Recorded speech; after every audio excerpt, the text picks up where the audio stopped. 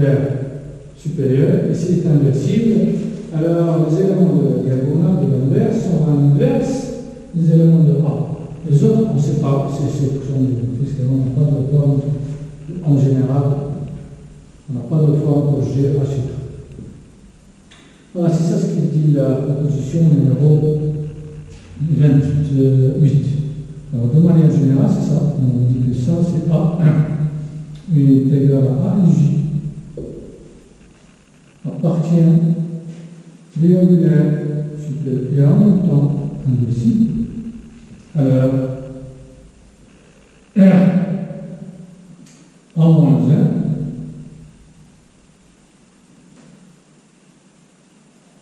le terme de II, c'est 1 sur A.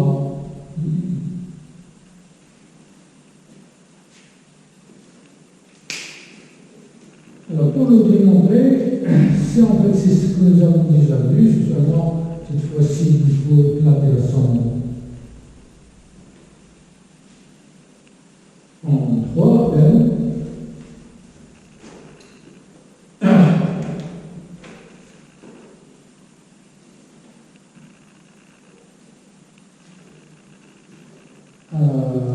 Alors, ça c'est le supplémentaire, c'est ici. Alors, ça c'est 18.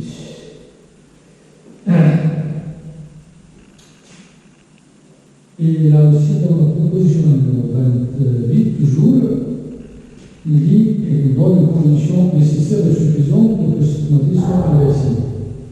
Et que A, une matrice triangulaire supérieure. Alors, A est inversible si seulement si, quel que soit la ligne de 1 jusqu'à N, A et I, le terme de la diagonale, n'est pas nul.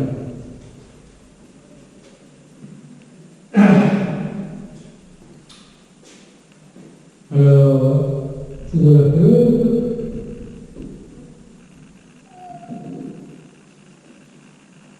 un sens, ce sens.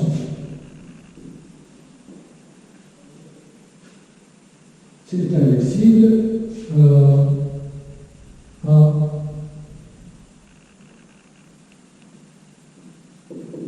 en moins 1 égale à N.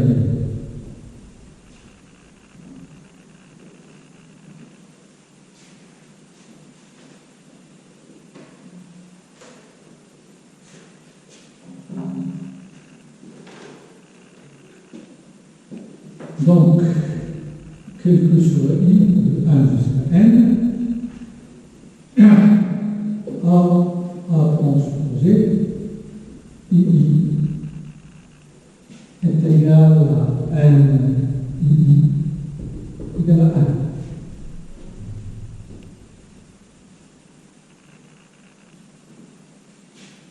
Alors, celui-là, c'est la somme de A, I, A moins 1, I, la ligne, la voilà. Ici, on va mettre la lettre qui bouge, K. Voilà, c'est ça, c'est ce terme, ça c'est égal à 1. K égale à 1 jusqu'à N. Alors là, c'est équivalent que là aussi, on va éclater la somme de 1 jusqu'à N. Alors la somme égale à 1 jusqu'à N. A, I,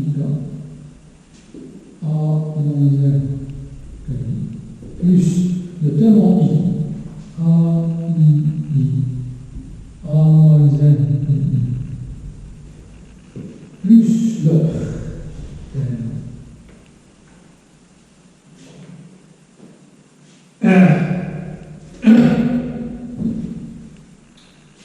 Plus le terme de la somme de K égale à I plus 1 jusqu'à N, A, I, K. fois A que moins 1. Alors, puisque A est une matrice symétrique, A moins 1 aussi est une matrice symétrique. Donc, puisque I est strictement supérieur, l'indice est supérieur strictement à la colonne, c'est nul, c'est le cas ici. Ça, c'est égal à 0. Pourquoi? Parce que I est strictement supérieur à K est de part de 1 jusqu'à I moins 1. Donc ça, c'est 0. Donc cette somme est nulle. Là aussi, ici, le K est strictement supérieur à I. Puisque K, ça commence, ça, c'est nul. Voilà. Pourquoi? Parce que K est strictement supérieur à I. K ici, de I plus 1 jusqu'à N, c'est nul. Donc ça c'est nul, la première somme est nulle, la deuxième somme est nulle. Alors nous pouvons voir que ça, cette somme sur A c'est égal à 1. Donc ça c'est équivalent à dire que AII fois A moins 1 II est égal à 1. Donc ça entraîne entraîne que AII dépend de 0. En fait, il y a même une équivalence. Parce que si je prends une matrice B ici à la place de la CB, si dépend de 0, je peux trouver que ça dépend. Ça, c'est inexistant. Alors là, restons rigoureux. Alors là, ça s'implique que ce terme de plus.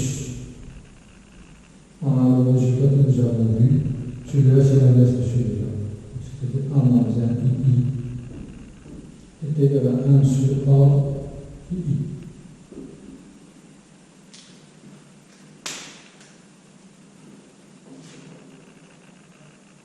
Alors, pour la proposition numéro, on fait un sens. La version sens avec les espaces vectoriels pour montrer leur sens.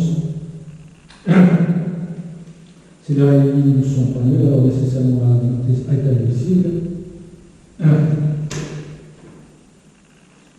Bon, là, on laisse monter l'exercice. Alors, pour terminer ce cours, on là, reste les matrices diagonales.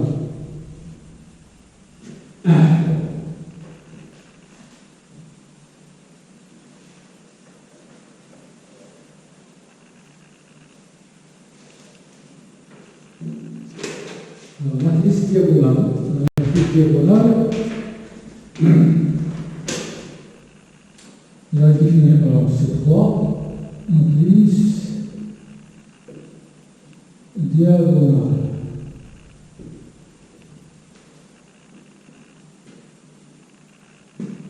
Alors là, dans les matrices diagonales, vous avez la définition, tous les termes qui ne sont pas vraiment diagonales sont nuls. C'est-à-dire, la matrice diagonale, elle est de cette forme. Lambda 1, lambda 2, lambda n, et partout les zéros. Il est comme ça. Et parfois, il est comme ça. Lambda 1, lambda 2, lambda n, et un bon zéro. Et parfois, comme ça, diagonale, lambda 1, lambda 2, lambda n. Donc là, j'utilise cette notation, sur ça, donc c'est pareil, c'est ça ce qu'on appelle une matrice diagonale.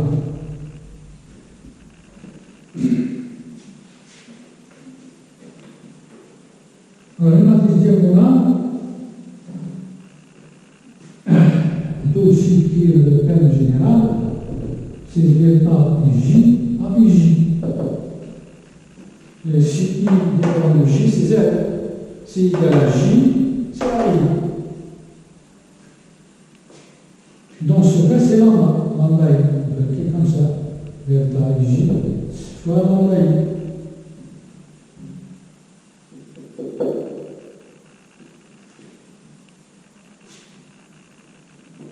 Dans ce dessin-là, sinon, vous pouvez appeler ça A1, A2, et celui-là ANN.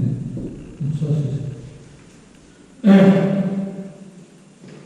Notre remarque, il faut noter que l'ensemble des matrices diagonales on note comme ça PM. Ce sont, bien évidemment, sont exactement les matrices qui sont supérieures, qui ont le supérieur et en même temps qui ont le inférieur, ça c'est évident. Alors la proposition 29, c'est l'intersection de deux anodes, c'est un anneau, donc elle est stable par le produit. Si on a n plus que 1, ici, Tn est un sous-anneau de l'ensemble des matrices. Ou bien c'est un sous-anneau de Tn, c'est un sous-anneau celui-là, c'est un sous-anneau de l'ensemble des anneaux. C'est un sous-anneau et parce qu'il est stable par le produit. Si on a une matrice est inversible, son inverse reste dans Tn, c'est-à-dire que c'est diagonal. Ce qu'il faut aussi noter, c'est les puissances. Les puissances d'une matrice diagonale.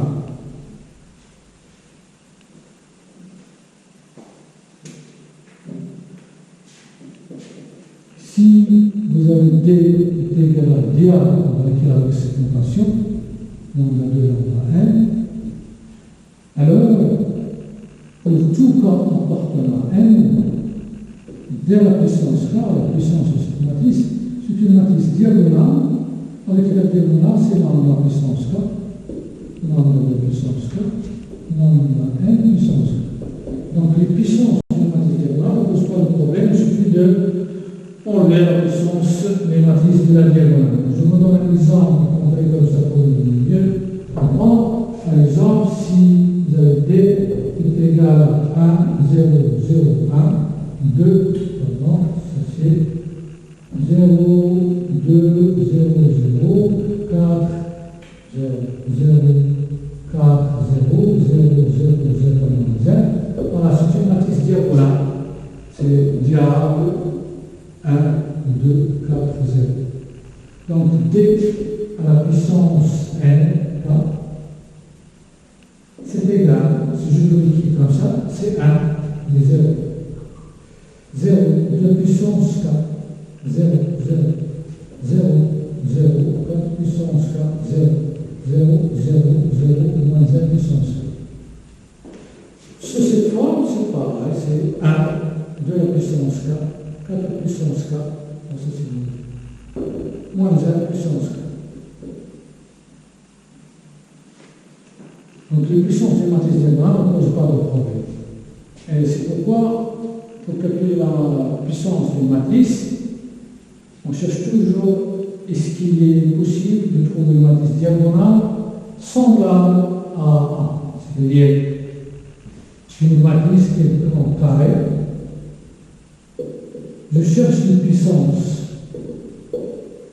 Alors si je peux trouver une matrice inversible, une matrice D diagonale telle que A égale à P D P dans 1, ça y est, les puissances de A ne posent aucun problème. Alors, je peux trouver que A puissance K, c'est égal à P D puissance K, P moins 1, tout ce que nous avons vu, et puis là, ça y est, ça ne pose pas. Donc, bien sûr, il faut seulement calculer P moins 1. La dernière proposition, vous avez dans ce cours, c'est une matrice diagonale qui est inversible. Bien sûr, son inverse se trouve dans l'ensemble diagonal, donc c'est D est inversible. Alors, la matrice D moins 1, c'est diable lambda 1 moins 1, lambda n moins 1, de l'inverse. Ça, c'est évident parce que c'est une matrice triangulaire supérieure, par exemple, et puisqu'il est inversible, donc les éléments de la diagonale sont les inverses, les diagonales sont les inverses de la diagonale. Donc, ça, c'est la conséquence de ce qui précède. Et bien sûr, les inversibles, si seulement si tous les lambdas sont non nuls. C'est le cas, par exemple, de cet exemple-là. Alors là, ça, c'est une matrice inversible.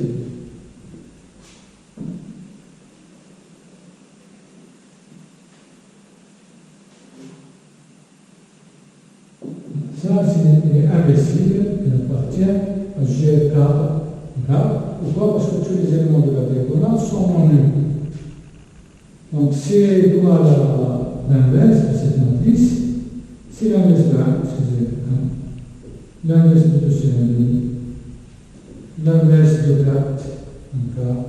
L'inverse de moins 1, c'est moins 1. Alors, on va l'écrire comme ça, ou bien comme ça. Diable, 1, 1,5, 1 quart et moins 1. Voilà, ainsi s'arrête là ce cours et à la prochaine.